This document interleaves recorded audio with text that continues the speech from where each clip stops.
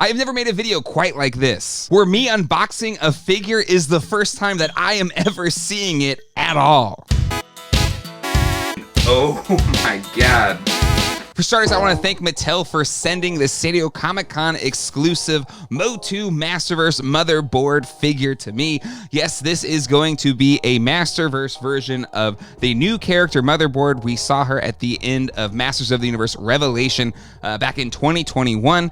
She is going to be a more prominent character in the new Masters of the Universe Revolution, and she will be voice acted by none other than Meg Foster, who originally played the Evil Lynn role in the 1987 Masters of the Universe movie. So I really don't know what to expect other than what we saw at the end of Masters of the Universe Revelation. She looks really cool in that design, but I have no idea how that's going to translate to this figure. So why don't I quit wasting time and let's cue for dramatic box opening music. I don't know what that would be. Let me think of something to fill in right here. But let's open this thing up to see the figure inside.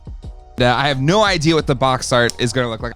But yeah, I'm really excited. A little bit nervous too. Like, what if I don't like it? I don't know. We're going to find out together. All right, so it comes in a shipper box inside this box. So I got a little more unboxing to do before I see it. We have some stenciled art here of Motherboard with her unfurled wings. And she looks pretty badass. And then we have the actual toy box. Let's take this thing out. Comic-Con always has special packaging, and it looks like they've tried to do the same here. Again, just from what I remember of how she first appeared at the end of Revelation, it was this kind of a techno bird that then transformed into Motherboard, and it looks like that's what we're getting on the outside of this packaging. It looks like it's kind of a gate open fold here with some cool diagonal cuts here at the bottom. But we have the new Netflix Masters of the Universe Revolution logo on the bottom. Remember, it's season 1 was Revelation, season 2 is Revolution. Okay, we're gonna look at this together. We're gonna see it together for the first time. So let me assume these two doors open, and oh my God, this thing is massive. This is a 12-inch scale figure. And she is huge, but she scales with the other Masterverse figures, and she looks freaking awesome. I love the colors. I love all the blues and light blues and purples and pinks. I think that's absolutely epic. A little bit of a bummer on mine, like right above her chest right there. A little bit of paint slop right there. So that's a little bit of a bummer. But just on first look, she looks absolutely fantastic. These wings look really freaking cool. And it looks like, yeah, this just pops out of this box, which is neat. And let's just take a second here, because it looks like we have a cool techno cult stand here that you can stand on. So that's awesome. So let's take that out. And then before we get to the figure, just take a look at the back of the art of this box. It looks absolutely fantastic. As you remember, she was in Snake Mountain. So it looks like we're kind of still seeing that scene that we saw at the end of Masters of the Universe Revelation. But a really cool scene inside the box. Let's talk about what I like with this figure. For starters, the overall design of this action figure is really cool. The fact that they capture the full scale of this character utilizing all of their SDCC exclusive budget sets the figure apart from the rest of the Masterverse line.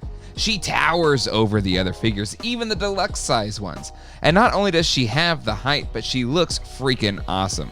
I think she's like a blend between the Metropolis Machine and the Sorceress, with this totally rad 90s colors thrown in. In a world where my toy purchases are usually driven by nostalgia, it's a lot of fun when a new design captures my imagination like this Motherboard figure. She comes with 30 points of articulation, with 4 of those being in her wings.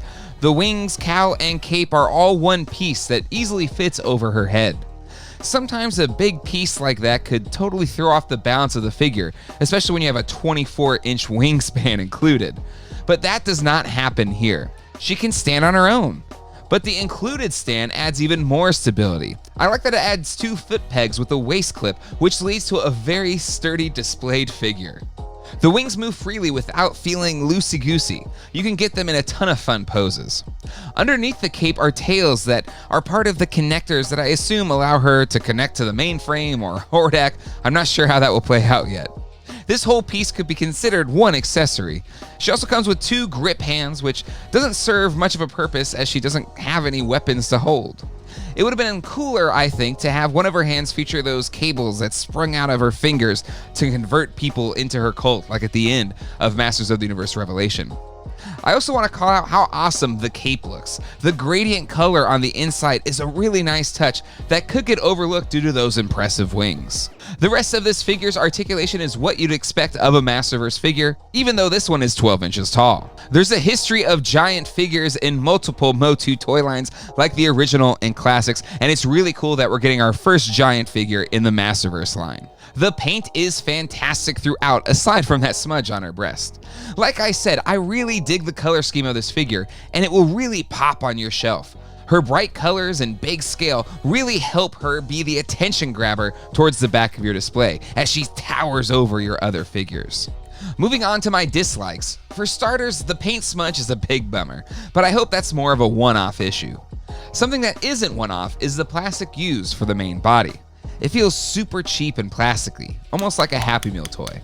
I assume this was to help with the balance or weight of the figure, but it does make the figure feel cheaper than it deserves to be.